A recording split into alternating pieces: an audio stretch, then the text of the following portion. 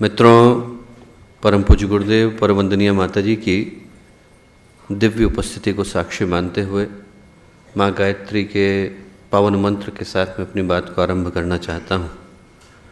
माँ गायत्री का ये पावन मंत्र हमारे अंतरंग के अंदर उपस्थित, अंतराल के अंदर प्रतिष्ठित और अंतर चेतना के अंदर दिव्य विभूति के रूप में विद्यमान ईश्वरीय शक्ति के जागरण का मंत्र है। उसको जगाने का, उसको उभारने का, उसको प्रस्फुटित करने का और उसको विस्फोटित करने का मंत्र है। प्रश्न उठता है कि उसकी आवश्यकता क्यों पड़ती है। आवश्यकता पड़ती इसलिए है क्योंकि न चाहते हुए भी व्यक्ति कर्मों के बंधन में जाकर के गिर जाता है। पातंजलि कहते हैं परिणाम ताप संसार दुखे गुण वृत्ति विरोधांच दुखम सर्वम एवं विवेकिना। विवेक व्यक्ति जो है उनको पता है कि इस संसार में सुख और दुख अलग अलग नहीं है। जो आज का सुख है वो कल के दुख में बदलता है। जो आज का भोग है वो कल के रोग में बदलता है। जो ज्ञानी है वो इस सत्य को जानते हैं कि आज जो मिला है वो कल बिछुड़ने के लिए मिला है। सही समय पर विवेक और बोध आ जाए, इसलिए व्यक्ति माँ गायत्री की अभ्यर्थना को, पूजा को, उनकी उपासना को संपन्न कर पाता है। हम लोग ध्यान से देखें तो ये संसार आखिर है क्या? अतृप्त कामनाओं का और निरर्थक सपनों का संसार है। भाग हर कोई रहा है। कोई सपनों के टूट जाने से दुखी है तो कोई नए सपनों को बुनने में सुखी है। भाग दोनों रहे, सपनों के पीछे कुछ पाने की आकांक्षा में। मिला किसी को नहीं और पता भी किसी को नहीं है कि वो चाहते क्या है। सुबह जो व्यक्ति भगवान को चाहता है दोपहर तक घर मांगने लगता है। घर पुराना नहीं हुआ कि व्यक्ति को कोई और आकांक्षा जन्म ले लेती है। यहाँ जितनी आकांक्षाएं हैं उतनी चाहते हैं, जितनी चाहते हैं उतनी दौड़े हैं, और जितनी दौड़े हैं उतने कर्म हैं, और जितने कर्म हैं उतने बंधन हैं। उस बंधन से मुक्ति का जो मार्ग है वो माँ गायत्री का ये पथ दिखाता है। सही समय पर होश, बोध, चेतना, ज्ञान, प्रकाश, पुण्य जागृत हो जाएं तो व्यक्ति इन बंधनों से मुक्ति के मार्ग को खोज पाता है, ढूंढ पाता है, प्राप्त कर पाता है। एक बड़ी प्यारी कथा आती है एक व्यक्ति की। व्यापारी था, रेगिस्तान में ऊंटों के काफिले के साथ निकला। एक जगह पर मुसाफिर खाना आया, धर्मशाला थी, वहां पर रुक गया। रुका तो अपने ऊंटों को बांधने लगा। बांधते बांधते उसने देखा कि एक रस्सी कम पड़ गई है। सारे ऊंटों के लिए रस्सी है पर एक ऊंट के लिए रस्सी नहीं है। अब बीच रेगिस्तान में कहां से लेकर के आए? तो परेशान होकर के इधर उधर देख रहा था। इतनी देर में एक संत वहां से गुजरे। संत ने पूछा समस्या क्या है? समस्या समझ में आई तो संत बोले इसका समाधान तुम्हें 2 मिनट में कर देता हूं। कैसे?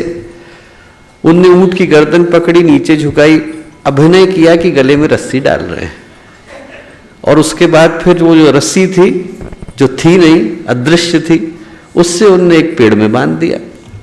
ऊंट को लगा कि बंध गया, आराम से खड़ा हो गया। व्यापारी को बड़ा आश्चर्य हुआ। व्यापारी ने कहा ये क्या घटना घटी? बोले अरे रस्सी तुम्हारे पास नहीं है, तुमको पता है, ऊंट को थोड़ी पता है। ऊंट बंध गया।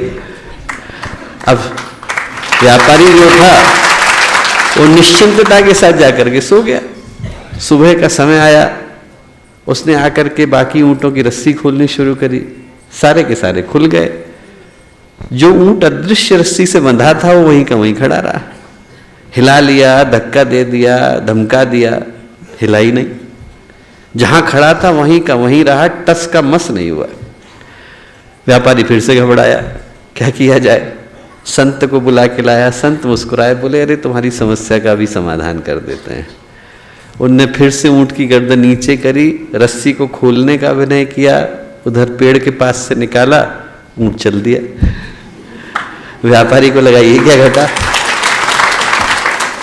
संत बोले बेटा इसी तरीके से माया के आवरण है नहीं, और हमने अपने को बांध लिया है। किसी ने अभिनय किया, हम बंध गए। किसी ने खंबे से बांधा, हम खड़े हुए हैं। उन्हीं चीजों को करते चले जा रहे हैं जिनको वर्षों से करते आ रहे थे। किसी को आकर खोलने का अभिनय करना पड़ता है। जब सदगुरु आते हैं, पूज्य गुरुदेव आते हैं, वंदनीय माता जी आती हैं और गायत्री मंत्र के माध्यम से उस बंधन को खोल करके जाती हैं जो हमने स्वयं बांधा है, तब व्यक्ति मुक्त हो पाता है।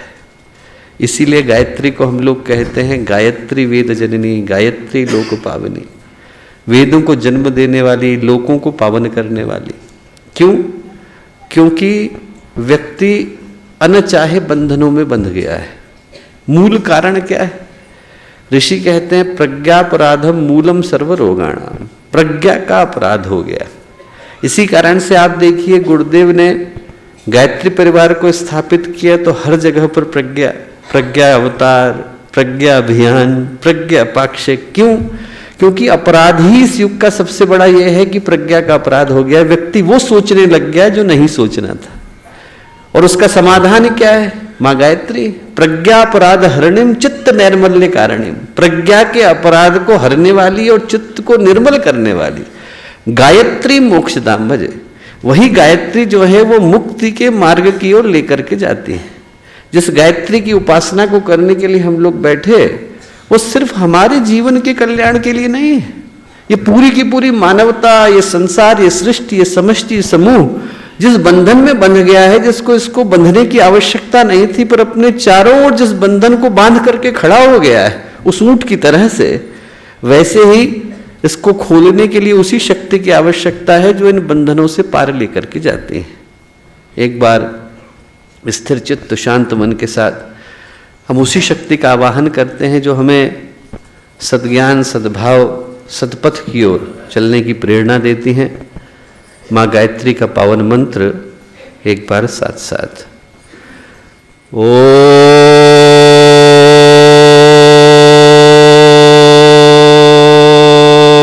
भूर्भुवः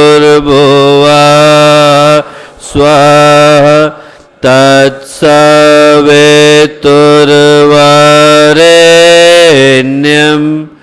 भर्गो देवस्य धीमहि धियो यो नः प्रचोदयात्।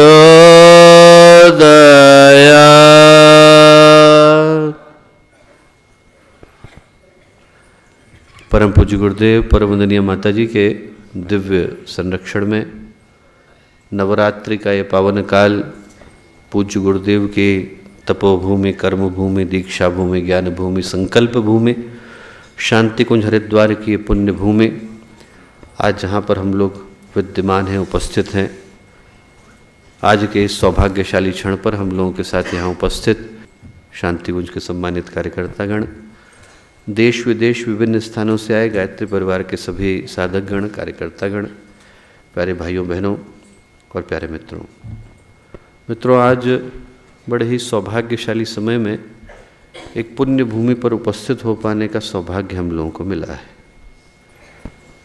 कई सारे सौभाग्य ऐसे होते हैं जो मनुष्य को जीवन में अधिकाधिक प्रयत्न के बाद ही प्राप्त हो पाते हैं।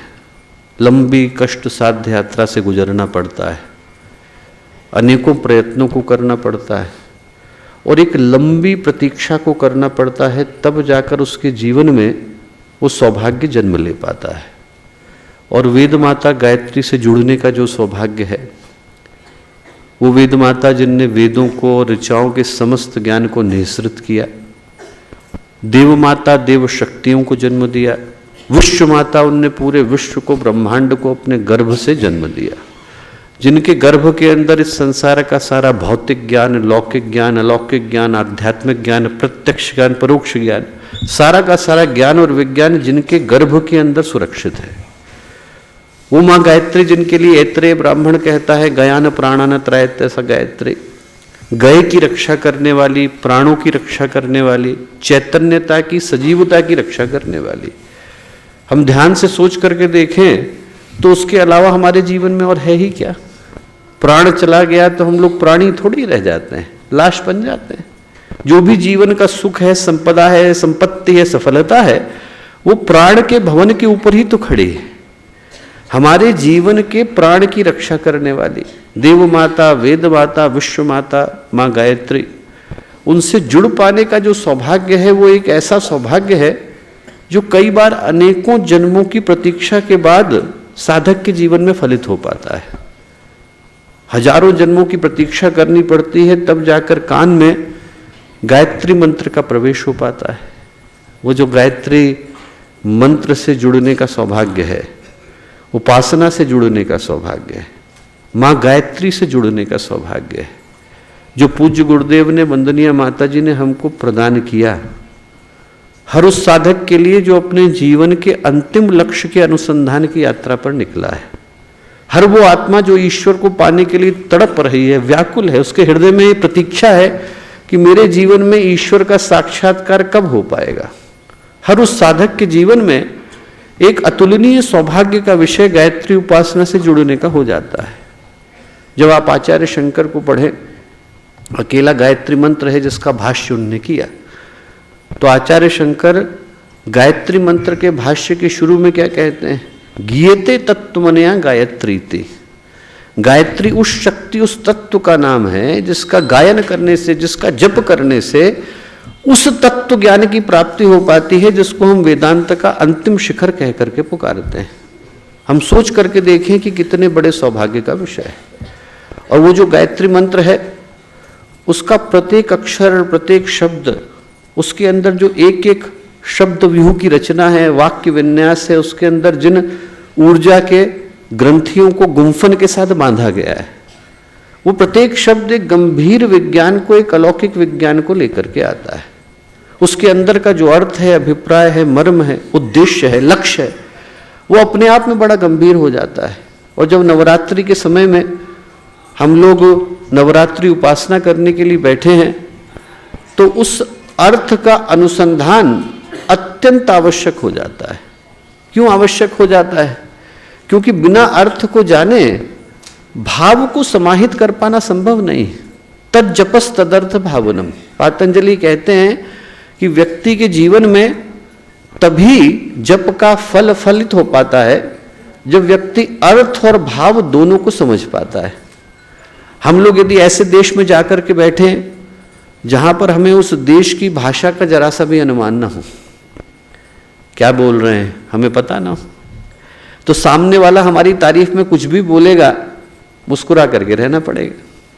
और सामने वाला यदि क्रोध में आकर के भी हमें कुछ कहेगा तो मुस्कुरा के रहना पड़ेगा। किसी भाव को मन में समाहित करने के लिए आवश्यक हो जाता है कि जो कहा जा रहा है उसके अर्थ को हम लोग समझ सकें। अर्थ समझ ही नहीं पाए तो व्यक्ति के जीवन में उसके प्रति भाव को जन्म दे पाने की सामर्थ्य नहीं आती। इसलिए जब गायत्री मंत्र की उपासना को करने के लिए हम लोग बैठते हैं तो उसके एक एक शब्द के अर्थ को गहराई के साथ समझना अनिवार्य हो जाता है, ताकि हमारी उपासना का परिणाम उसी अनुरूप में आ सके। जब हम उपासना करने के लिए बैठते हैं, मंत्र को कहते हैं, तो पहला जो शब्द आता है वो निकलता है ओम। मंत्र प्रारंभ हुआ ओम से। और मंत्र ही क्यों? दुनिया के सारे मंत्र, ये पूरा संसार, ये पूरा अस्तित्व, ये पूरा विश्व, ये पूरा ब्रह्मांड भी ओम से ही प्रारंभ हुआ है। आप जब ऋग्वेद में पढ़ते हैं तो ऋग्वेद में एक ऋषि का उल्लेख आता है, नाम है परमेष्ठी। उनने एक बड़े गंभीर सूक्त को लिखा। इस संसार के पवित्रतम सूक्तों में से एक है हिरण्यगर्भ सूक्त, नासदीय सूक्त। सृष्टि की उत्पत्ति की व्याख्या उसके अंदर है।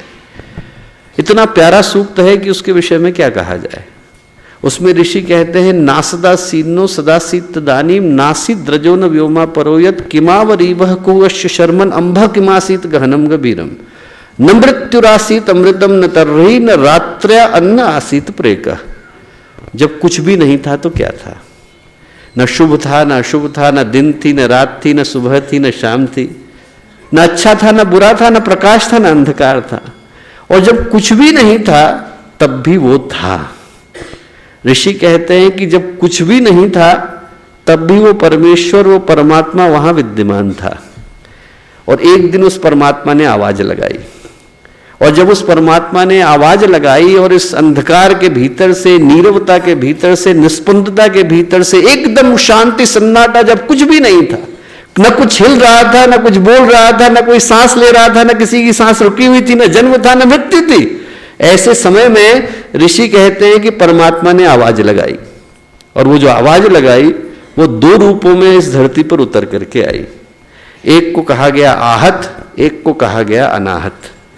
आहत का मतलब है किसी को हर्ट करना। इस संसार की जितनी आवाजें हैं उसमें दो त्वचाओं का, दो सरफेसेस का, दो धुरियों का आपस में रगड़ना अनिवार्य हो जाता है। जब तक ये इसको हर्ट नहीं करेगी आवाज नहीं आएगी। जब तक मेरी जीभ मेरी तालुका को टच नहीं करेगी, उसको हर्ट नहीं करेगी, आहत नहीं करेगी, आवाज नहीं आएगी। इस संसार के जितने शब्द हैं जिनको हमने लौकिक कह करके पुकारा, वो वही शब्द हैं जिसमें कोई ना कोई आहत हो रहा है, इसीलिए उसको आहत शब्द कह करके पुकारा गया। वो लौकिक है, सांसारिक है, भौतिक शब्द है, उनका जो मूल्य है, महत्व है, वो इस संसार के अंदर है। पर एक शब्द ऐसा है जिसको जन्म देने के लिए किसी को आहत करने की आवश्यकता नहीं। इस संसार के शब्दों को जन्म देने के लिए बात बड़ी गंभीर है। इस संसार के शब्दों को जन्म देने के लिए दो की आवश्यकता होती है। अनाहत को जन्म देने के लिए एक पर्याप्त होता है।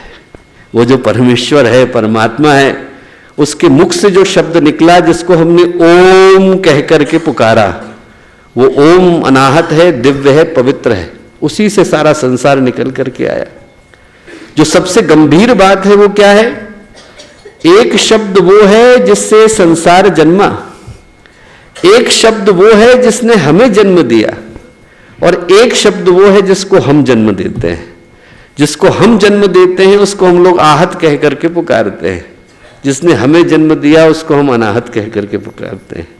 वो जो अनाहत है वही ओम का शब्द है। पूरी सृष्टि की उत्पत्ति का कारण, आधार, निमित्त, उपादान एक ही शक्ति है, उसका नाम है परमेश्वर, परमात्मा, ईश्वर, पुरुषोत्तम, भगवान, जो आप कहना चाहें वो कहें, आदि शक्ति।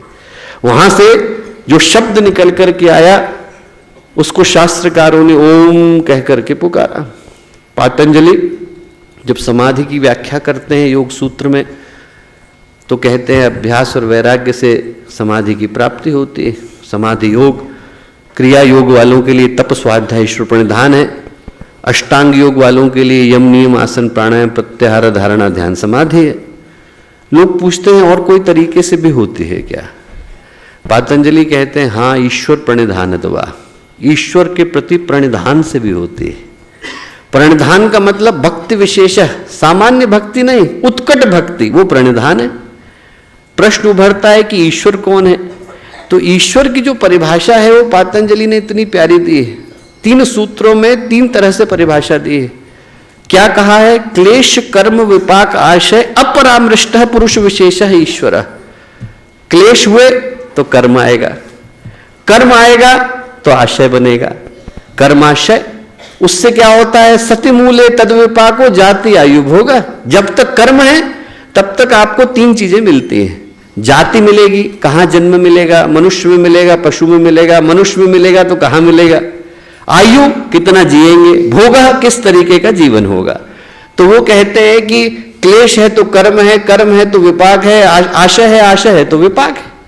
इन सबको जिसने कभी छुआ ही नहीं, महापुरुष कभी न कभी बद्ध थे और उसके बाद मुक्त हुए, पर एक शक्ति ऐसी है जो कभी बंधी ही नहीं थी, क्योंकि उसने इस संसार को बनाया।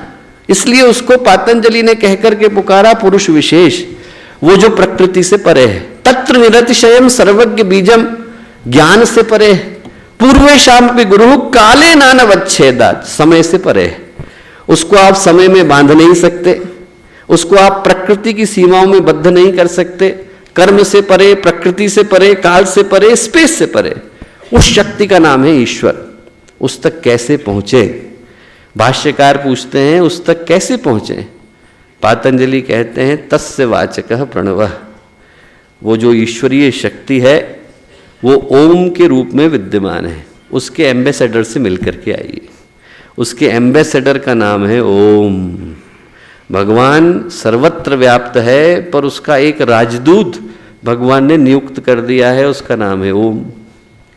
जब हम लोग साधना की अंतिम कक्षा में होते हैं तो अंतिम कक्षा में ईश्वर के साथ जब हमारी एक रूपता का भान होता है कि कण कण के अंदर वही है, इस खंबे के अंदर वही है, हवा के अंदर वही है, आपके अंदर वही है, हमारे अंदर वही है, भूमि के अंदर वही है, आकाश के अंदर वही है, जैसे ही वो परमात्मा के साथ एक रूपता का भान होता है कि कण कण के अंदर, अंश अंश के अंदर वही चेतना विद्यमान है, तो परमात्मा की आवाज व्यक्ति को अपनी आत्मा के अंदर सुनाई पड़ती है।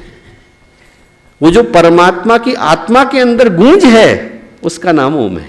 इस संसार के अंदर भगवान की जो गूंज है उसका नाम ओम है। वो घंटे के ऊपर जब डंका बजा देते हैं तो थोड़ी देर के लिए घंटा कांपता रहता है। वो जो थोड़ी देर के लिए थाप निकली है, वो धागे नाती नाका धिन करने के बाद जो धिन हुआ है, वो जो गूंज है उसी का नाम ओम है। इस परमात्मा जो है कण कण के अंदर व्याप गया है, और जब इतनी बड़ी शक्ति संसार के अंदर आई है, सर्वत्र जो व्याप्त है वो हमारे अंदर समाई है, तो समाने के कारण जो प्रतिध्वनि हुई है उसका नाम ओम है। वो कण कण के अंदर छा गया है, कण कण के अंदर बैठ गया है, उसी का नाम ओम है। इसीलिए शास्त्र क्या कहते हैं? कहते हैं कि उस ओम से व्याहृतियां बनी, व्याहृतियों से लोक बने। अकारम च उकारम च मकारम च प्रजापति। अकार से उकार से मकार से प्रजापति ने, ब्रह्मा ने ओम को बनाया। ओम व्याहृति, ओम बने व्याहृति बनी। भूर्भुवस्व अतिथि च, उसके बाद भूर्भुवस्व का निर्माण हुआ। तो सबसे पहले क्या बना? ओम। सबसे पहले किसको पुकारा? ओम को। और ओम ने हमको पुकारा, हमने ओम को पुकारा, ओम ने हमको पुकारा। शास्त्रों में ओम के 19 अर्थ दिए गए, पर भाषा विज्ञान की दृष्टि से देखें तो दो महत्वपूर्ण है। आप्ल धातु, अवधातु। आप्ल धातु से आप्लावित बना, जिसने पूरी धरती को अपने घेरे में ले लिया है। हर जगह पर वही वही, उसके अतिरिक्त और कुछ नहीं। यहां जहां देखेंगे वहां परमात्मा है, जहां देखेंगे वहां परमेश्वर है, ईश्वर है, भगवान, इसके अलावा कुछ नहीं। आप्ल धातु। और अव का मतलब भव सागर से पार कराने वाला।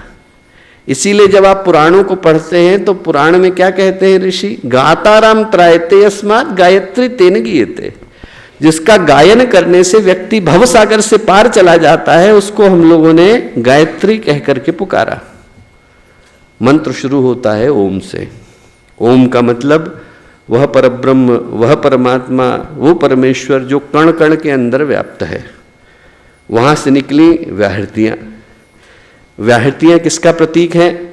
तीन लोकों का, प्रकृति के तीन गुणों का, ब्रह्मा विष्णु महेश का, इड़ा पिंगला सुषुम्ना का, प्रोटॉन इलेक्ट्रॉन न्यूट्रॉन का।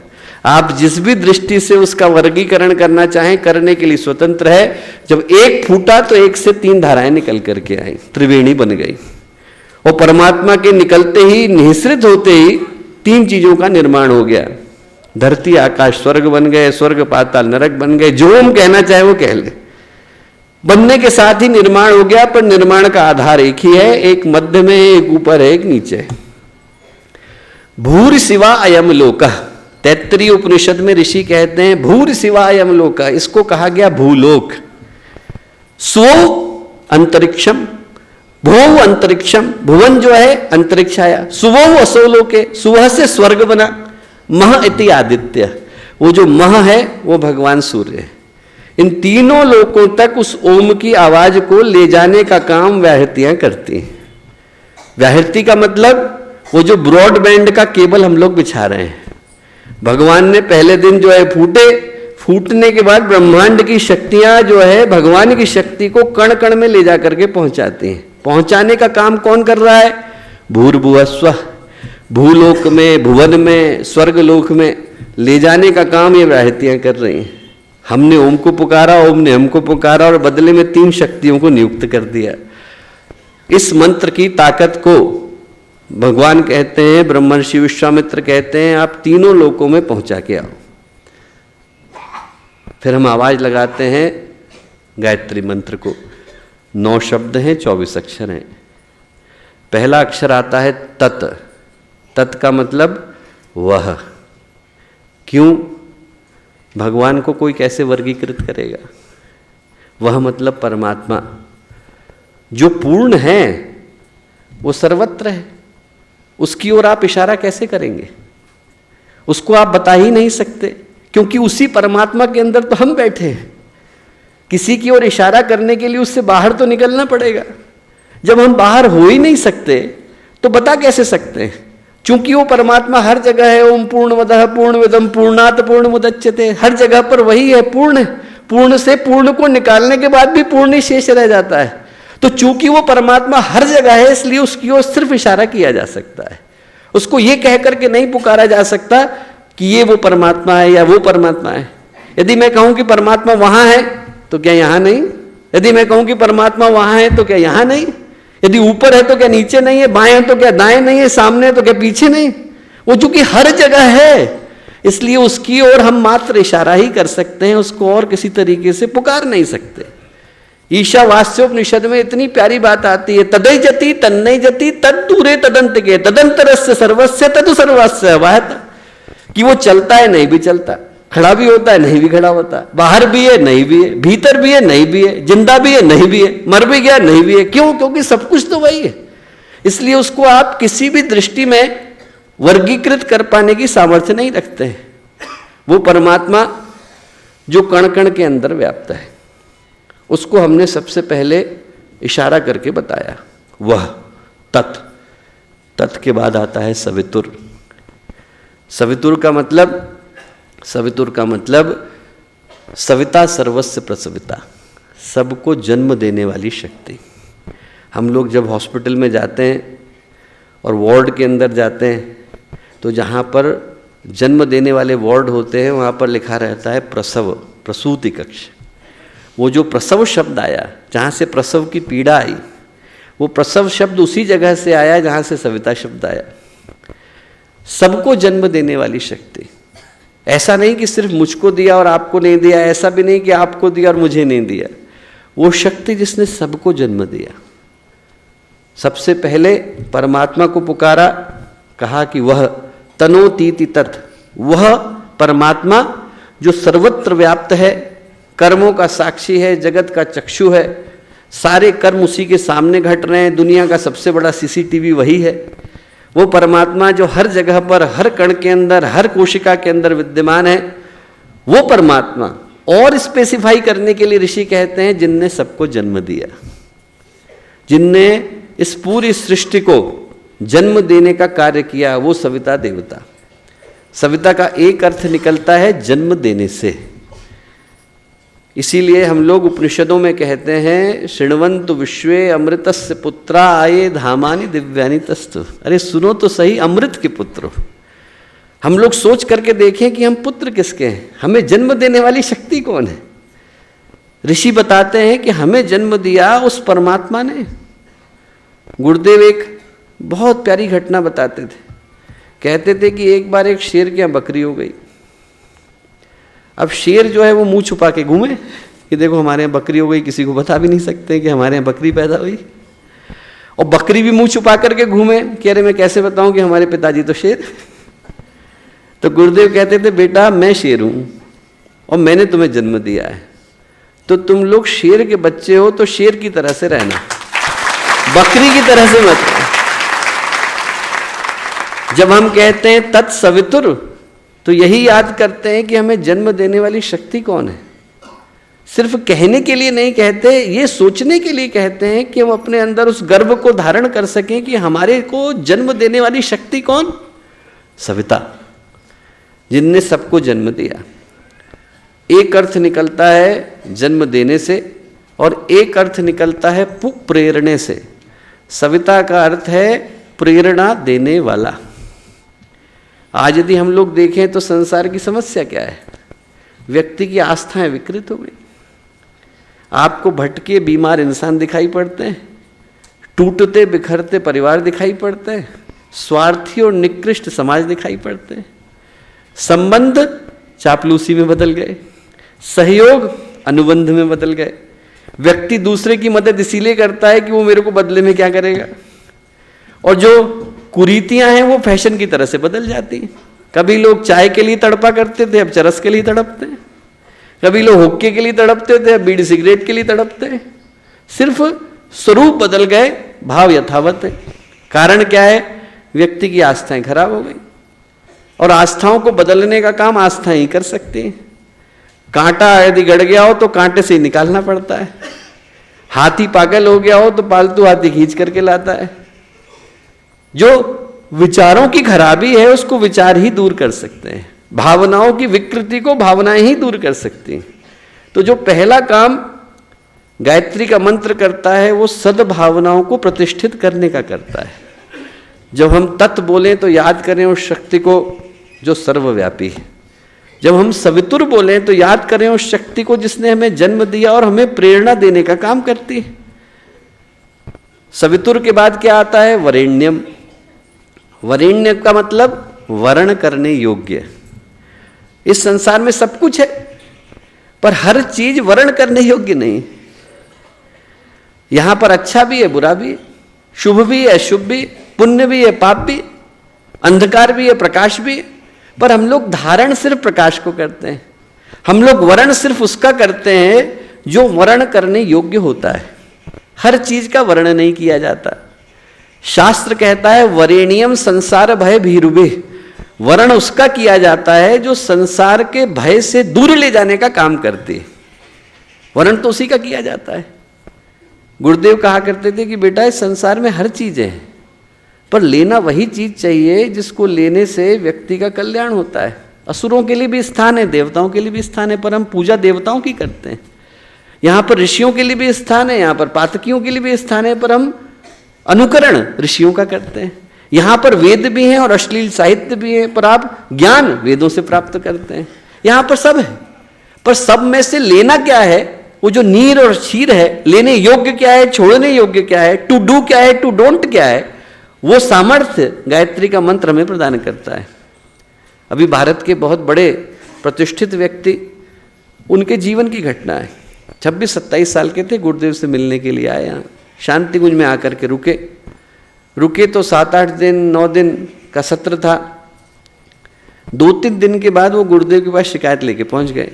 बोले गुरुदेव वो व्यक्ति शांतिकुंज में रहने योग्य नहीं है, देखिए कैसे बात कर रहा है, आप उसे यहाँ से हटा दीजिए। गुरुदेव कुछ नहीं बोले। फिर दूसरी बार गए, किसी और की शिकायत लेके गए, गुरुदेव कुछ नहीं बोले। तीसरी बार गए तो गुरुदेव ने रोक लिया।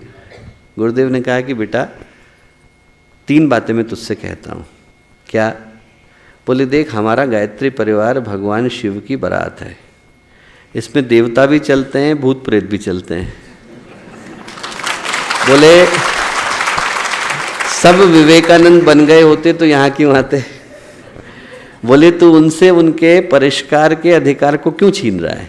सुधरने दे उन्हें। दूसरा जो बात इस शब्द से महत्वपूर्ण दृष्टि से जुड़ी हुई है, गुरुदेव ने कहा एक बाग में भौरा भी होता है, गुबरैला भी होता है।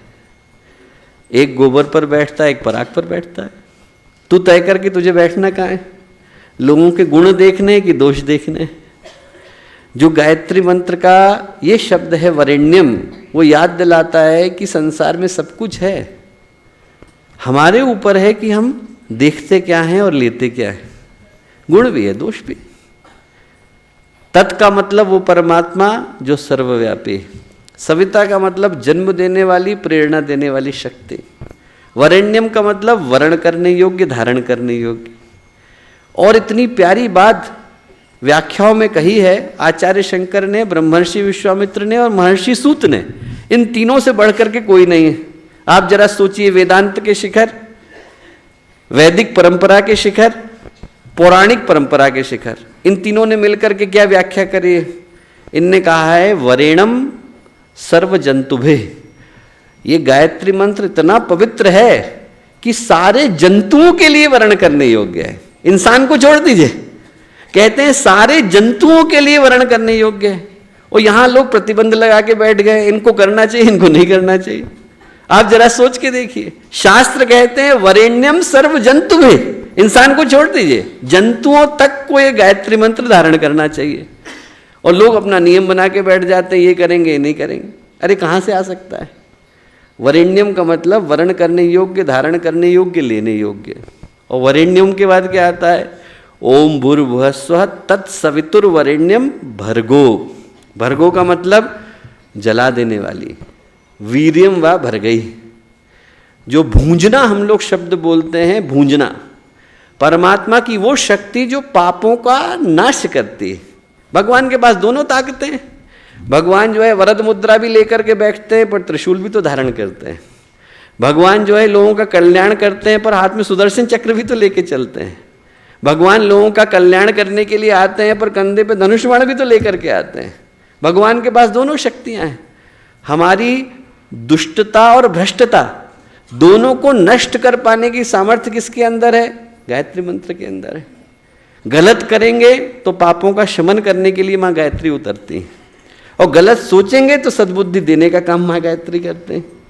दोनों चीजों का, दोनों पथों को प्रशस्त करने का, गलत कर दिया है तो पापों को रोकने का काम करें, पर साथ साथ ही हमारे अंदर सद्बुद्धि को जगाने का काम भी माँ गायत्री करती है। भूल हो गई कोई बात नहीं, पर माँ का दायित्व ये होता है कि वो सही पथ भी बच्चे को बताए। तो इसलिए वो शक्ति जो हमारे अंदर के पापों का शमन करने का काम करती हैं, वो भर्गों के रूप में निकल करके आई। एक कहानी आती है बहुत प्यारी। एक संत थे, जा रहे थे, कुछ शरारती तत्व आ गए, परेशान करने लगे। तो उनमें कुछ बच्चे थे, वो कुछ कुछ बोलते थे। अब वो संत जो थे एक नाव में चढ़ गए। नाव में चढ़े तो नाव में वो पूजा करने के लिए जैसे ही झुके, वैसे एक शरारती बच्चा था, उसने चप्पल ली और सिर पे मार दी और हंसने लगे। इतनी देर में एक आकाशवाणी हुई और उन संत से बोली कि बेटा तू कहे तो मैं अभी इस नाव को पलट दूं। संत बोले कि माँ पलटना ही है तो नाव मत पलटिए, इन बच्चों की बुद्धि को पलटिए। वो जो बुद्धि को पलटने का काम है वो माँ करती।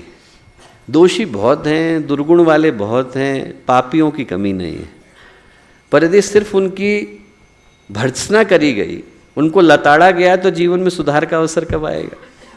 गायत्री का मंत्र है, वो ये बताता है कि पाप तो इंसान से हो जाता है, पर उसी के अंदर पुण्य करने की संभावना भी विद्यमान है। उसी अंगुलीमाल में भिक्षु बनने की संभावना भी विद्यमान है। उसी भटके हुए इंसान में देवता बनने की संभावना भी विद्यमान है। उसके अंदर के देवता को जगाने का काम ये भर्गो करता है। जब आप शैव तंत्रों को पढ़ें तो उसमें भर्ग का अर्थ भगवान शिव से लिया गया है। भगवान शिव का मतलब जो हलाहल को धारण कर लेते हैं। बच्चे के कष्ट हैं, पाप है, वो माँ ने अपने ऊपर रख लिए और कहा कि चल कोई बात नहीं, गलती तुझसे हो गई, संभालने का दायित्व मेरा, पर तू अब से अच्छा करना। ये माँ करती। इसीलिए गुरुदेव ने जब गायत्री परिवार की स्थापना करी तो अखंड ज्योति की शुरुआत में क्या लिखा? सुधा बीज बोने से पहले कालकूट पीना होगा, पहन मौत का मुकुट, विश्वहित मानव को जीना होगा। कि अमृत तो आएगा, पर अमृत के आने से पहले जहर तो किसी को पीना पड़ेगा। राम राज्य तो आएगा, पर आने के लिए भगवान राम को वनवास तो सहना पड़ेगा। यहाँ पर सब अच्छा होता है, पर अच्छे होने से पहले बुरे को किसी न किसी को तो सहना पड़ता है। माँ गंगा का अवतरण होता है, पर होने से पहले भगीरथ को तपना तो पड़ता है। यहाँ पर भर्ग का अर्थ यही है, पापों को नाश करने वाली, सद्बुद्धि को जगाने वाली। फिर आता है देवस्य। देवता माने हमारे अंदर के देवीय गुणों को जगाने का अर्थ क्या? निघंटु कहता है देवो दानदवा दीपनादवा द्यु स्थाने भवतिवा। 3 गुण देवताओं के अंदर होते हैं। देने की शक्ति, दूसरे को देना चाहते हैं। दीपदानदवा, जहाँ होते हैं वहाँ प्रकाशित होते हैं।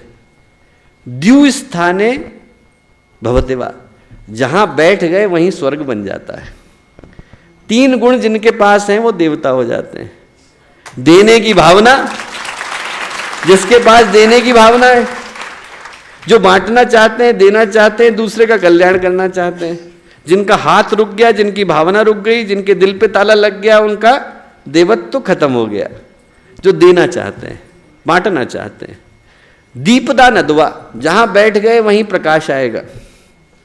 द्यु स्थाने भवतिवा, जहां बैठ गए वहीं स्वर्ग हो जाएगा। वो एक संत की कहानी भागवत में आती है कि बहुत ही ज्यादा पुण्य कर्मा थे, उनको सशरीर ऊपर ले जाया गया। जो यम थे उनने कहा कि आपके पुण्य इतने ज़्यादा हैं कि आपको हजारों वर्षों तक ऊपर महालोक में रहना है। बोले अच्छा, कोई मेरे से पाप हुआ? बोले एक हुआ है। उसके बदले में क्या होगा? बोले जितनी देर के लिए पलक झपकती इतनी देर के लिए हम आपको नरक दिखा करके ले आएंगे, बस आपको अंदर भी नहीं जाना है, आप गए और हम निकाल के ले आएंगे, बस इतनी देर के लिए। बोले अच्छा ठीक है। अब ले करके पहले बोले नरक ही चलते हैं, पहले तो नरक ही पड़ेगा, बाद में ऊपर चलेंगे। बोले ठीक। अब नरक जैसे ही लेकर के गए और वो एकदम जैसे ही अंदर घुसाया और निकाला, इतनी देर में अंदर से तो धन्यवाद की आवाज़ आने लग गई। अरे धन्य भाग, धन्य भाग। बोले क्या आवाज़ें कैसी आ रही हैं? बोले अरे ये उन लोगों की आवाज़ें हैं जो नरक में निवास कर रहे हैं। आपके पुण्य के कर्मों की शीतलता इतनी है कि जैसे ही आपने नरक के अंदर पैर रखा, आपके पैर रखने मात्र से इन लोगों को मन में शीतलता मिली।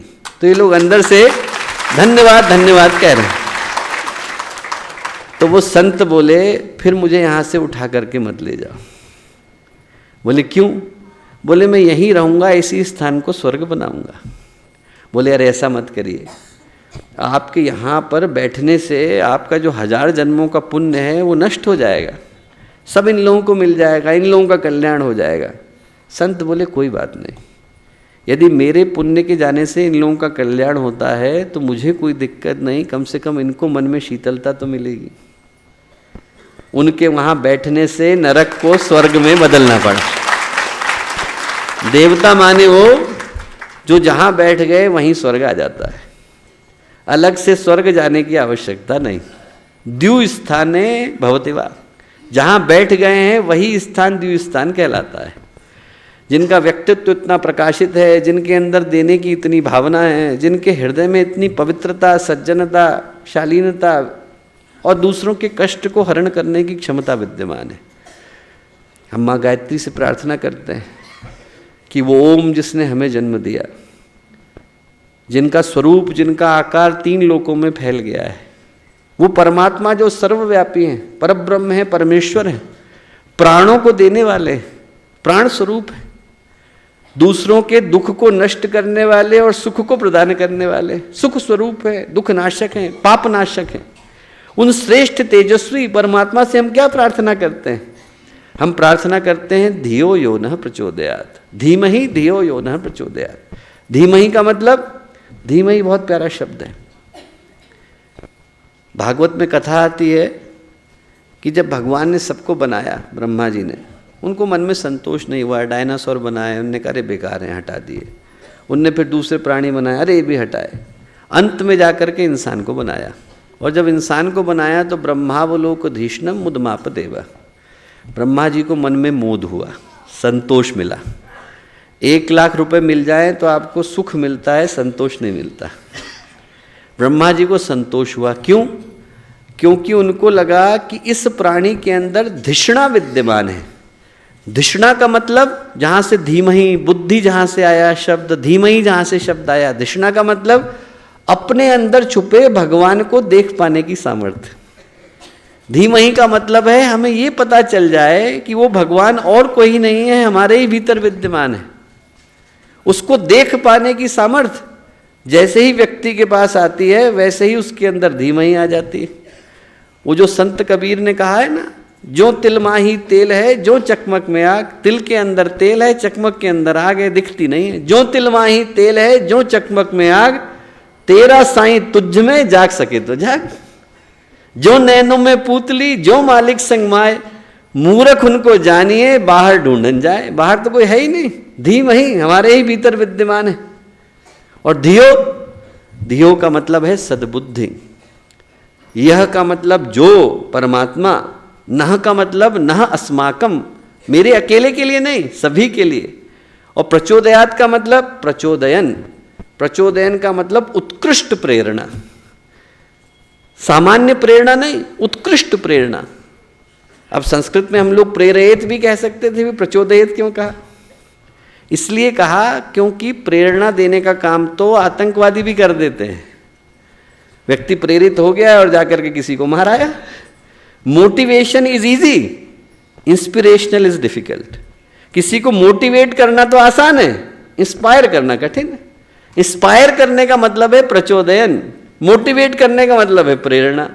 प्रेरणा तो गलत भी जा सकती है, पर सद प्रेरणा, उत्कृष्ट प्रेरणा, उस उत्कृष्ट प्रेरणा का मतलब है प्रचोदयन।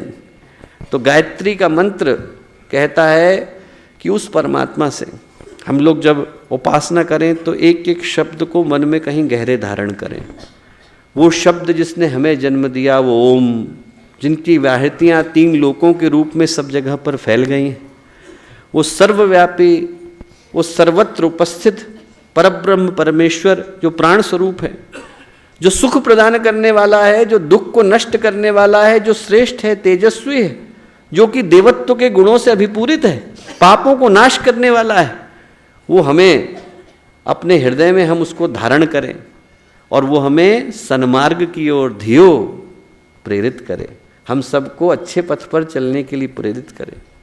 इतना पवित्र मंत्र है। पूरे विश्व में यदि मानवता की कोई एक प्रार्थना हो सकती है तो गायत्री मंत्र हो सकता है। इससे बढ़कर के दूसरा मंत्र आज तक आया नहीं, जो हमें सौभाग्य मिला। और मैं कहता हूं कि यदि किसी को जरा सी भी शंका हो तो वो जरा सा पुराणों को उठा करके देखे। अकेला मंत्र है जिसमें 24 के 24 अक्षरों के 24 ऋषि हैं। अकेला मंत्र है जिसमें 24 के 24 अक्षरों के 24 देवता हैं। अकेला मंत्र है जिसमें 24 के 24 अक्षरों की 24 योगिनियां हैं, 24 देवियां हैं। आप सोच के देखिए। और अकेला मंत्र है जिसका भाष्य आचार्य शंकर ने भी किया, सायण ने भी किया, महीधर ने भी किया, उव्वट ने भी किया और रावण ने भी किया। आप सोच के देखिए, ऐसा कोई व्यक्ति नहीं जिसने संहिता लिखी हो और गायत्री मंत्र की व्याख्या न करी हो। और महर्षियों में महर्षि विश्वामित्र ने तो देखा ही, ब्रह्मर्षि वशिष्ठ ने किया, याज्ञवल्क्य ने किया, सूत ने किया, अगस्त ऋषि ने किया। ऐसी कोई परंपरा नहीं ऋषि परंपरा की जिसने गायत्री मंत्र के ऊपर भाष्य न किया हो। वेदांत में अन्यथा करते नहीं है, पर आचार्य शंकर ने गायत्री मंत्र का इतना लंबा भाष्य किया है। आप सोच के देखिए कि इतना बड़ा भाष्य वेदांत के ज्ञान के शिखर उनने किया, ये बताने के लिए किया कि इस मंत्र का मूल्य कितना है। उस मंत्र को करने का सौभाग्य हमको मिला। हम लोग आज जब यहाँ पूज्य गुरुदेव की तपोभूमि पर उपस्थित हैं तो यही सोचें कि उसका एक एक शब्द का अर्थ, अभिप्राय, भाव हमारे कण कण के अंदर घुलता चला जा रहा है। नहीं तो बंधने के लिए तो यहाँ पर मार्ग अनेकों हैं। दुर्गा सप्तशती को हम लोग पढ़ते हैं इन्हीं दिनों के अंदर, तो उसमें प्रथम अध्याय में क्या बोलती हैं माँ? ये बोलती हैं बलादा कृष्ण मोहाय महामाया प्रयच्छते ज्ञानी नाम अपि चेतांसी देवी भगवते हिस्सा। बड़े बड़े ज्ञानी भी यहाँ पर माँ की माया में आकर के बंधे जाते हैं। तो जिनने बांधा है वही खोलने की सामर्थ्य रखती है। जिनने हमको बांधा उन्हीं के पास ये शक्ति है कि बंधन से मुक्त करा सकते हैं। हम लोग प्रार्थना यही करते हैं कि हमारे जीवन में कल्याण का, शुभ का, मंगल का उदय हो।